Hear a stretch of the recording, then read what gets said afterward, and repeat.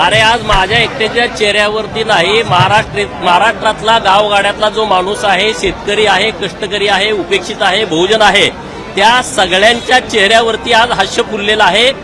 2019ला ज्या जनतेने माननीय देवाभाऊंना मुख्यमंत्री पदासाठी बहुमत दिलं होतं, त्यांचा विश्वासघात केला आणि त्या विश्वासघातामध्ये जे आनंदात होते, मजेत होते, त्यांना 2024ला त्यांच्या ढोंगणावरती लात घालून त्यांना राजकारणातून बाहेर जनतेने काढलेले आहे आणि पुन्हा तिसऱ्यांदा महाराष्ट्राच्या मुख्यमंत्री पदावरती माननीय देवभाऊ उद्या संध्याकाळी 5 वाजता विराजमान होत आहेत। याच्यासारखा दुसरा आनंद माझ्या आयुष्यात असू शकत नाही। ज्या व्यक्तिमत्वावरती गेली 5 वर्ष त्यांना अपमानित केलं गेलं, त्यांच्यावरती टीका टिप्पणी केली गेली, जातीवाद प्रचंड केला गेला, त्या सगळ्याला उत्तर महाराष्ट्रातल्या जनतेने दिलेलं आहे आणि माझ्यासाठी आजचा दिवस खूप खूप आनंदाचा दिवस आहे। महाराष्ट्राच्या राजकीय इतिहासामध्ये सुवर्ण अक्षरानं आजचा आणि उद्याचा दिवस लिहिला जाईल।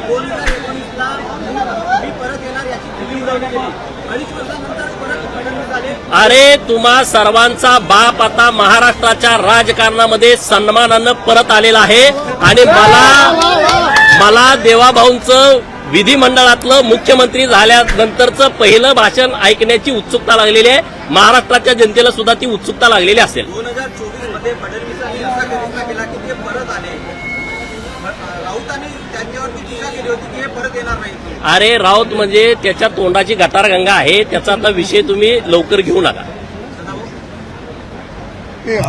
महाराष्ट्राचा बहुजन समाजाचा तारणहार, शेतकऱ्यांचा योद्धा आणि जलनायक आणि बहुजन समाजाला बरोबर घेऊन जाणारा, खेड्यापाड्यातल्या जनतेला बरोबर घेऊन जाणारं नेतृत्व आता मुख्यमंत्री म्हणून या महाराष्ट्राला लाभत आहे आणि ज्यांनी या महाराष्ट्रामध्ये खऱ्या अर्थानं जातीय राजकारणाचा पाया रचला, त्या शरद पवारांची राजवट आज खऱ्या अर्थानं धुळीला मिळत आहे।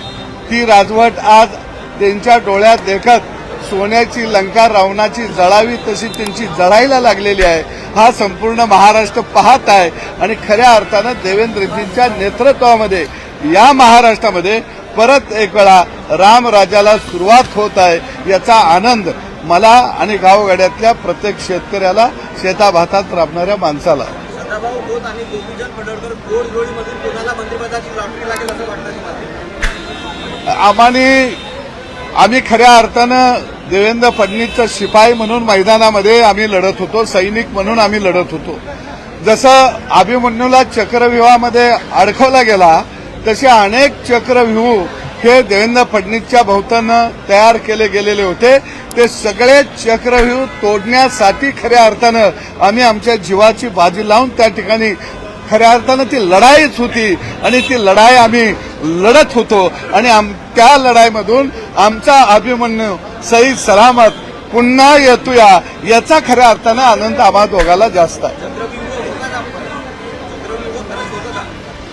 चक्रव्यूह सोकियांचे होते, परकीयांचे होते, शेवटच्या क्षणापर्यंत होते आणि याचा अर्थ की गावगाड्यातली आमच्यासारखी साधीवादी माणसं यांचा आशीर्वाद खऱ्या अर्थानं देवेंद्रजींच्या पाठीशी होता आणि म्हणून म्हणावं लागेल, लाख मेले तर चालतील पण लाखाचा पोशिंदा जगला पाहिजे, जिवंत राहिला पाहिजे, याच्यासाठी गावगाड्याची धडपड होती आणि गावगाड्याच्या आशीर्वादानं, राबणाऱ्या घाम घालणाऱ्या जनतेच्या आशीर्वादानं खऱ्या अर्थानं या पदापर्यंत देवेंद्रजी पोहोचलेले आहेत।